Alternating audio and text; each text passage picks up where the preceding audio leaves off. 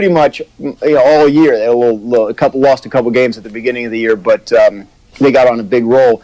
The problem the Saints have is that they lost to the Jalen Hurts Eagles on Sunday, and now they're not in the top seed anymore. And as you guys know, only one team per conference gets a bye in the playoffs this year. Now, if they don't somehow pass the Packers, they're going to have to play an extra game, whereas the Packers only have to play 2. And that stuff matters. There's no question about it. Green Bay has the tiebreaker. They beat them earlier this year. So the Saints are going to have to do something like beat the Chiefs this week in order to get back into that top seed, or else they have their work cut out for them. But, I mean, line up the teams on paper, everything else equal, I would say the Saints look like the toughest team in the NFC. When you look at it, who needs it? Who needs that bye more in the AFC? Is it the Steelers or the Chiefs? Well, I think right now you would have to say the Steelers because they're reeling a little bit, right? They've lost a couple in a row. They don't have the run game going. There's a lot of issues there in Pittsburgh that you'd look and say 3 weeks from now, that's a team that could use a week off to reset itself. Whereas Kansas City, obviously they have that championship from last year. They have all kinds of confidence.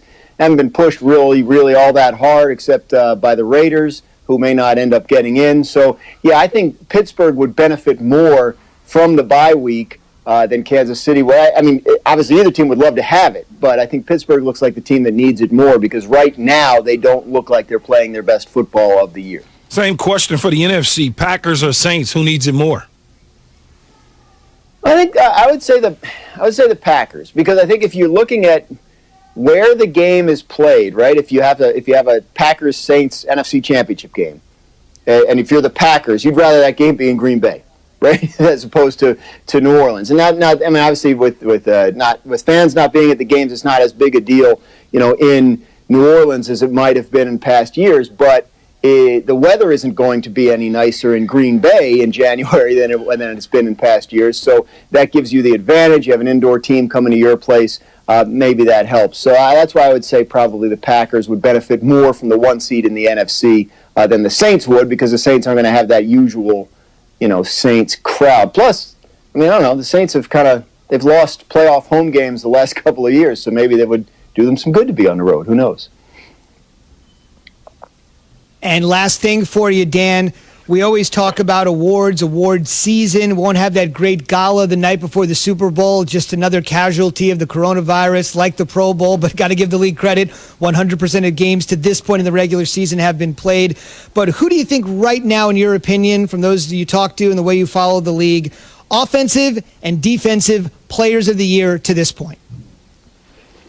I think the offensive player of the year has never gone to a tight end, but Travis Kelce is currently leading the league in receiving yards, which no tight end has ever done. So give a look at his candidacy as a possible offensive player of the year. I mean, look, there's all kinds of candidates. Obviously, I mean, Derrick Henry and Dalvin Cook at the running back position having dominant kind of years. Wide receivers like Devontae Adams and Stephon Diggs. I'm sure there are people I'm not listing who their fans are going to be upset with me. But I think the point about Kelce is worth watching because it would be historic to see a tight end win that award. But what Kelce's doing statistically is historic, so watch out for that. We talk about defensive player of the year.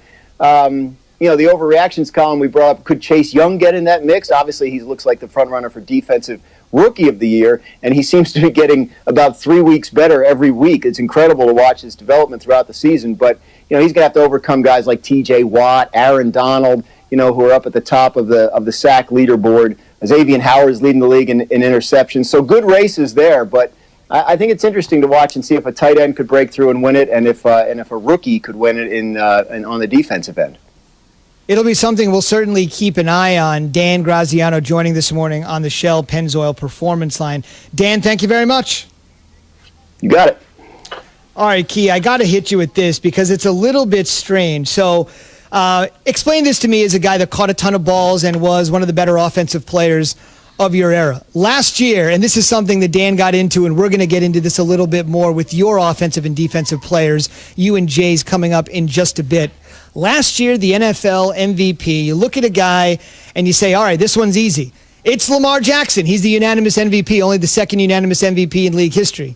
Yet the offensive player of the year last year in the NFL was Nepotism. Key's nephew, Michael Thomas. Help me square that. Lamar Jackson is the unanimous MVP because he is crazy good on offense, but your nephew, also crazy good on offense, is the offensive player of the year. I think it's great that both guys get a chance to be in the spotlight, win some hardware, but as an offensive player, doesn't it sort of stand to reason that one of those guys should win the award? It almost feels like Lamar should have won both, with all due respect to Michael. Is it a little bit weird?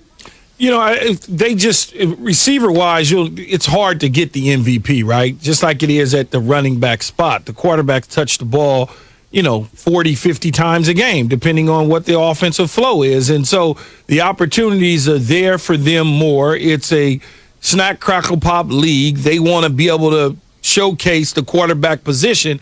Wide receiver, that's why that award is there for the offensive player of the year, whether it's a running back or a wide receiver or a tight end. The MVP conversation is certainly almost always is going to be a quarterback. Aaron Rodgers, Patrick Mahomes, Russell Wilson, Tom Brady.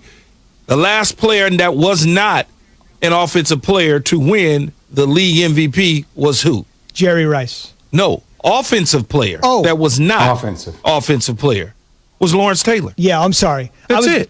I was going to mention that Jerry Rice was only the second. So Thomas joins Jerry Rice as the only two wide receivers to win Offensive Player of the Year. Sorry, I didn't hear you there offensively and defensively, but that also goes to show just how difficult it is to win at key at a dependent position when Jerry Rice and Michael Thomas are the only two wide receivers to win Offensive Player of the Year. Yeah, it typically goes to, a quarterback or running backs, and an MVP goes typically to a quarterback. We'll see. It's that old discussion, the age-old discussion. The most valuable player versus the best player, and we'll get the fellas' thoughts on that in just a second. But same thing, but you heard Ed Werder there, our longtime Cowboys reporter. I mean, look, they have a better chance to get a top 5 pick than they do to make the playoffs, and they are tied for the fewest wins in the entire NFC with Atlanta and Carolina. And dare I say, the Cowboys had grander expectations than both of those teams. Dan Graziano, the NFL insider, joins us this morning on Keyshawn, J. Will, and Zubin on the Shell Pennzoil Performance Line. Okay, Dan, if I hear it from the number 1 and number 2 guys in the organization that Mike's going to be back, I guess he's going to be back. But when I just roll the numbers out there, any chance there could be a change of heart, especially if it gets even worse than it is right now? I mean, it can only get, 3 games worse, right? That's all they have left. So, look, I don't think anybody's under any illusions there about coming back and winning the division and making a Super Bowl run. So, no, look, if this was the guy they hired last year, there's no reason to think they're just going to go off of it after 1 year. He's never done that before. I think 2 years is the shortest tenure in Cowboys coaching history under Jerry Jones. I think it was Chan Gailey. But no, I mean, look, they believe McCarthy was the right choice. They're disappointed how the year's gone. Could you see a change at like coordinator, like defensive coordinator? Yes, absolutely. That's entirely possible. But no, I don't see them going back on their decision to hire Mike McCarthy after just 1 year. There just doesn't. There's nothing in their history to indicate they would consider that, and I think we can take them at their word. Dan, I know you got something for me on the Giants. How much discussion has been put in with the New York Giants on going back to Colt McCoy versus Daniel Jones for this weekend? It doesn't sound to me like Joe Judge has any regrets about running Daniel Jones out there. Unless he had a setback health-wise and he was less healthy this week than last week, I would be very surprised if they changed the plan. If anything, the hamstring is getting better, and maybe they have reason to believe he'll be able to be more effective this week. But as of now, I don't think that they're ready to go back to Colt McCoy. We could hear something different. They get out on the practice field today. Maybe he's not able to do much, but from everything I've been told, the plan would be to do what they did last week and ideally have Daniel Jones even healthier than he was then. You said in your weekly reaction column this week that it's an overreaction to say that Mitch Trubisky will be the starter in 2021. Why is that?